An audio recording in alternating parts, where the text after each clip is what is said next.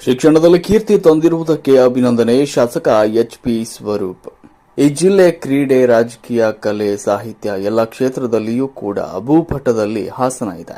ಇದಕ್ಕೆ ಸಾಕ್ಷಿ ಅನ್ನುವಂತೆ ಶಿಕ್ಷಣದಲ್ಲಿ ಕೀರ್ತಿ ತಂದು ಕೊಟ್ಟಿರುವುದಕ್ಕೆ ವಿಶೇಷವಾಗಿ ಅಭಿನಂದನೆ ತಿಳಿಸುತ್ತೇವೆ ಅಂತ ಕ್ಷೇತ್ರದ ಶಾಸಕ ಎಚ್ಪಿ ಸ್ವರೂಪ್ ಅವರು ಶ್ಲಾಘನೆ ವ್ಯಕ್ತಪಡಿಸಿದರು.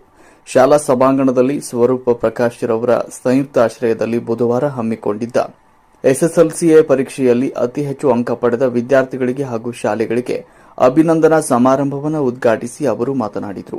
ಎಸ್ಎಸ್ಎಲ್ಸಿ ಪರೀಕ್ಷೆಯಲ್ಲಿ ಉತ್ತಮ ಅಂಕ ಪಡೆದ ವಿದ್ಯಾರ್ಥಿಗಳಿಗೆ ಮತ್ತು 100ಕ್ಕೆ 100ರಷ್ಟು ಫಲಿತಾಂಶ ಪಡೆದ ಶಾಲಾ ಮುಖ್ಯ ಶಿಕ್ಷಕರಿಗೂ ಕೂಡ ಸನ್ಮಾನ ಮಾಡಿ ಗೌರವಿಸಲಾಗುತ್ತಿದೆ.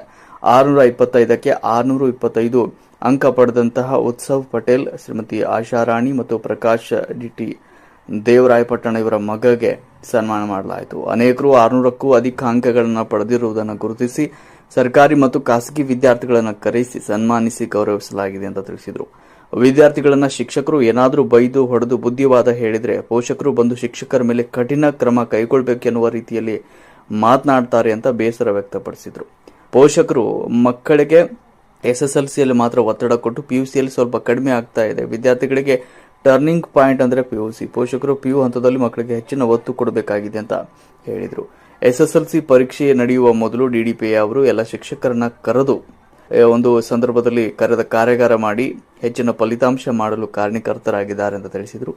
ಸಾರ್ವಜನಿಕ ಶಿಕ್ಷಣ ಇಲಾಖೆ ಉಪನಿರ್ದೇಶಕ ಚಂದ್ರಶೇಖರ್ ಅವರು ನಮ್ಮ ದೇಶದ ಗಡಿ ಕಾಯುವ ಯೋಧರಿಗೆ, ಅನ್ನ ಕೊಡುವ ರೈತರಿಗೆ ಹಾಗೂ ಶಿಕ್ಷಣ ಕೊಡುವ ನಮ್ಮ ಶಿಕ್ಷಕರಿಗೆ ಜವಾಬ್ದಾರಿ ಹೆಚ್ಚು ಇದೆ. ಸಂತ ಜೋಸೆಫ್ ಶಾಲೆಯಲ್ಲಿ ಶಾಸಕರು ಹಾಗೂ ಎಚ್ಡಿ ಕುಮಾರಸ್ವಾಮಿ ಅವರು ಓದಿದ್ದಾರೆ. ಹಾಸನಾಂಬೆ ಕೃಪೆಯಿಂದ ಎಸ್ಎಸ್ಎಲ್ಸಿಯಲ್ಲಿ ಉತ್ತಮ ಫಲಿತಾಂಶ ಬರ್ತಾ ಇದೆ.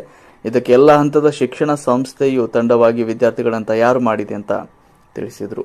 ಈ ಸಂದರ್ಭದಲ್ಲಿ ಎಸ್ಎಸ್ಎಲ್ಸಿ ಪರೀಕ್ಷೆಯಲ್ಲಿ ಉತ್ತಮ ಅಂಕ ಪಡೆದ 40ಕ್ಕೂ ಅಧಿಕ ವಿದ್ಯಾರ್ಥಿಗಳಿಗೆ ಶಾಲೆಯಲ್ಲಿ 100ಕ್ಕೆ 100ರಷ್ಟು ಶೇಕಡಾವಾರು ಫಲಿತಾಂಶ ಪಡೆದ ಮುಖ್ಯ ಶಿಕ್ಷಕರನ್ನ ಇದೇ ವೇಳೆ ಸನ್ಮಾನಿಸಿ ಗೌರವಿಸಲಾಯಿತು. ಸಂದರ್ಭದಲ್ಲಿ ಕ್ಷೇತ್ರ ಶಿಕ್ಷಣಾಧಿಕಾರಿ ಮಂಜುಳಾ, ಶಿಕ್ಷಣ ಇಲಾಖೆ HD Geetha, Anand, father Leo Basavaraju, ಖಾಸಗಿ ಶಿಕ್ಷಣ ಸಂಸ್ಥೆಯ ಸಂಘದ ಶಿವರಾಮೇಗೌಡ, ಚಂದ್ರಶೇಖರ್, ನೋಡಲ್ ಅಧಿಕಾರಿ ಮಲ್ಲಮ್ಮ ಸೇರಿದಂತೆ ಇತರರು ಉಪಸ್ಥಿತರಿದ್ದರು.